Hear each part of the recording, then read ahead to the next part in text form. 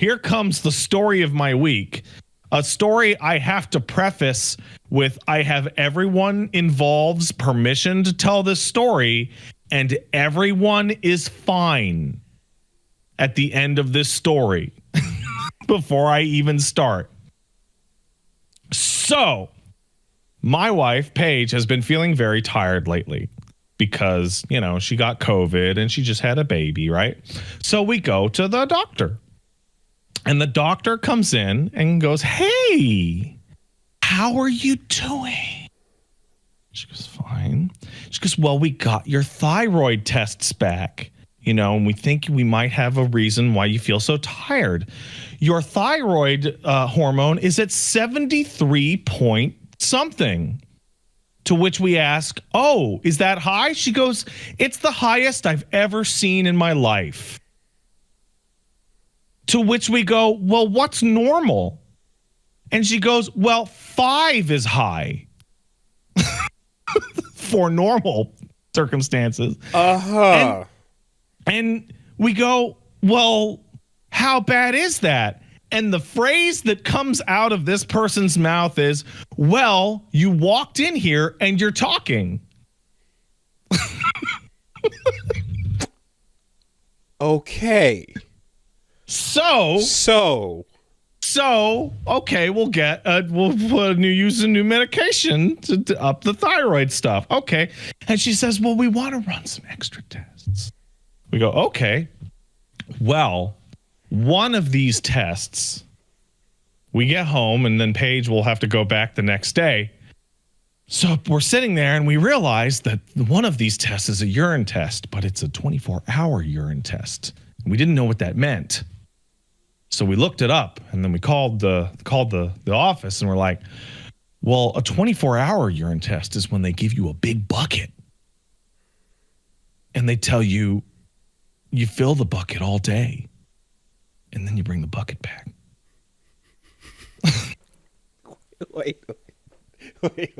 As in, it's a reusable item? Yeah. It's a full day piss bucket. It's a medically necessary piss bucket. Okay. So Paige is a little indignified. Yeah.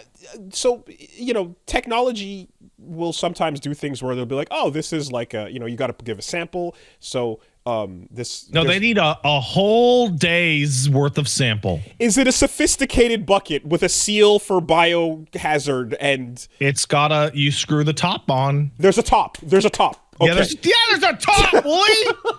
You have to bring it back. You said bucket, so I'm just trying to establish. It's more like a jug. I'm just trying to establish it is not a pail. No, it's not a pail. Okay. It's not a pail. All right. Okay. Got it. So we're having a morning, and Paige is like, "Well, I gotta go pick up my bucket." And she walks out the house at 11:30, right? And I got the baby. I'm taking care of the baby.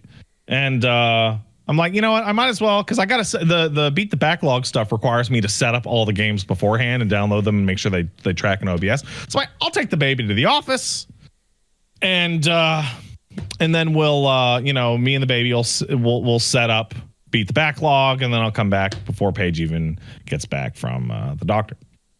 Okay, so I take the baby. I get here at this chair right here. I get here at 11:32 a.m.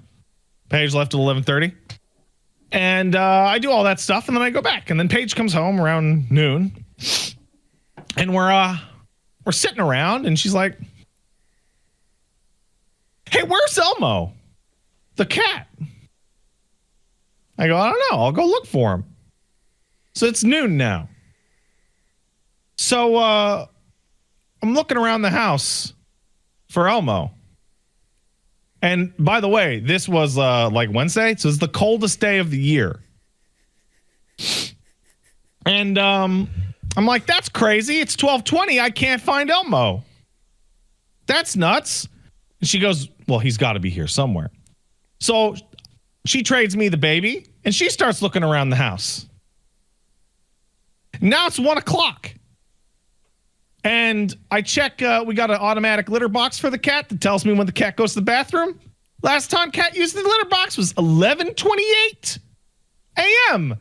1 minute before me and Paige both walked out of the house.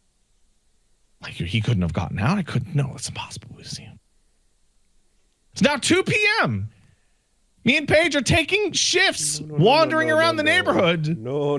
Going, Elmo, Elmo, are you in the bushes? Elmo, where are you? Where? And then we come back, and the person who was out cries and takes the baby, and then the other one goes out. It's now 3:00.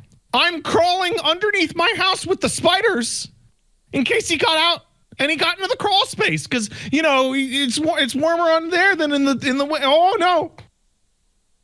And then it's 3:30 and we're both just sitting on the living room floor holding the baby, bawling our eyes out, going, we killed him. We let him out of the house and it's so cold and he's dead. And he's dead now. We killed him. And then Paige goes back out on the street to ask neighbors. And we've texted all of our neighbors. And we've knocked on all of their doors. And Paige is out in front of the house going, Elmo, and crying. And then I turn and he's coming down the stairs in our living room. And he goes, bleh. And he's just there. I'm like, we went through every closet. We went through every single inch of the house. And so now we're looking at the cat and we're going, you motherfucker.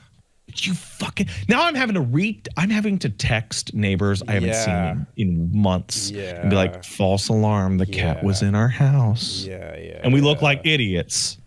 And then the cat starts to go back up the stairs and I'm like, oh, okay. So I follow him and he goes into the nursery and he crawls through a crack in one of the closet doors and he climbs under some of the boxes that we never unpacked for moving. And he crawls into the bottom box in the back corner that you could never see without pulling every box. Because me and Paige went into that closet and we were like, Elmo, and we shook all the boxes around and we checked it and we looked in them and he was like, no, he was just asleep for 4 hours. He was just asleep for 4 hours in a new spot. In a new spot that he decided he liked. And Paige was like beside herself because she's like, I was in a rush. I was upset about my bucket. I wasn't paying attention and I let him out and now he's dead. And I was like, I just wanted to fix up the work stuff and I let him out and now he's dead and we're just both blaming ourselves. Okay. Like, no, the cat's fine. Cat's fine. So no problem. The thing is that you Chekhov's gunned a piss bucket into this story. So I was fearing the reason the second worst. So the reason why I included the piss bucket is, one, it's really funny. And two, and Paige also screwed up the first day of using the piss bucket, so she has to do it again. She forgot, she wasn't paying attention and went to the bathroom like regularly and missed it. So she's got to do the whole thing again. God. No, the reason is because she was like embarrassed and like pissed off about having to get the piss bucket, and she was in a rush to get there and back. She wasn't paying attention when she walked out of the house. Okay. Which is what kind of led to this feeling of the possibility of missing being distracted. Right. Okay. And I had the baby in a bassinet, so I was focused on the baby. Okay. So I was like, no, hold on. I did not say, my phrasing might have, Paige did not miss the toilet. I'm saying she went to the bathroom and forgot to use her bucket. Okay. All right. Again, I thought by storytelling rules that the new hiding place was the one that just came home that was not there before. No, he would never be able to fit in the bucket. I mean, I don't know. Like, that's wild. Also, it might have to be, I don't know what a day's worth is, but I imagine there's enough volume for... there's plenty. It's a nice big bucket. Cats can squeeze into all kinds of corners. Yeah, man. You're right. So, okay. And then all's well that ends well. And so in the process of crawling around the house and looking everywhere,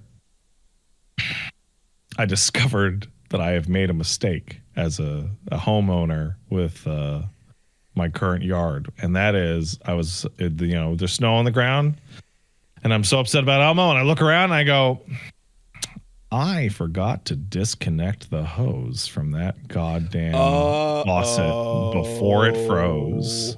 Oh, no. And I go, I don't know much about it, but I'm pretty sure that's bad. That's done. So I go, well, yep. I'll just walk up to it and unscrew it. Yeah, right. It's cooked. So then I'll like, okay, okay, well, that's not good. All right, I'm going to call a plumber. I'll call a plumber. And he's busy. So I'm like, well, I guess it's kind of up to me now. So I try it, and I try it, and I try it. Can't do it right. So I start looking up videos, and first of all, I realize I've been turning the faucet the wrong way. I've been trying to get the hose off the wrong way.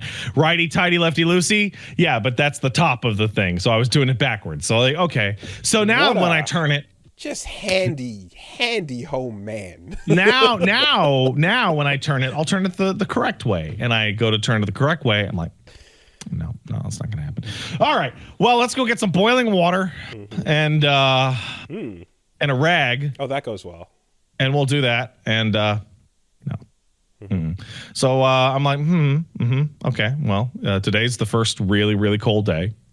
All right. And then I walk into the house, and I'm walking around. I go, what am I going to do? And then I look over, and I see the Paige has lit some candles because she likes candles around the house. It smells nice. And I go, aha! And I reach and I find her. She has one of those long candle lighters. The flame, yep. With the for like a wood burning stove or like for safe candles things. So I take that thing and I go outside and I just fucking light that thing up and just fucking run it over the bolt. Oh my God. For like 5 minutes. Get it. Came right off. There you go. Came right off. And here was the moment of truth. Then I turned the faucet. And the water flowed out just fine. So the pipe is completely fine. Yeah. And then I sealed it back up. So modern day plumbing means that you don't have a fucking cabin up north, which is like if you don't kill the water before winter, you're fucked. Your plumbing is fucked completely. Yeah. Thankfully, that's not what's going on. But that hose is probably botched. Like, oh, the hose is abjectly ruined. You cannot let it go through that. No, kind of cold. It's sitting outside in the shed, waiting until it unthaws so I can fucking throw it away. Yeah. Okay. Oh, but good solve. Yeah. So that was all one afternoon last week. Damn. So like that was a bad day. Were you wearing your plaid shirt while trying to solve the problem? I was. Damn. Okay, you had all the buffs. You had all the buffs in place. You had the right equipment. All right. I was wearing my red plaid shirt because you have to put the right equipment on before the boss fight. Because otherwise, what the fuck are we doing here? All right. Cool. I asked my chat the other day. I was like, do you guys like? Because me and Paige, we just live in Clown World, and I was asking like, do all of you guys live in Clown World too? And the answer was no. Sometimes people visit, but it seems like only my wife and I just live in Clown World. Yeah, I see Clown World approaching from outside. I look out the window sometimes, and we see it. Punch Mom and I can see Clown World starting to make its way over, and we lock the fucking, we bolt the doors and shut it down. The problem, Woolie, with me and Paige is that Clown World is coming from inside the house. The Clown World is coming.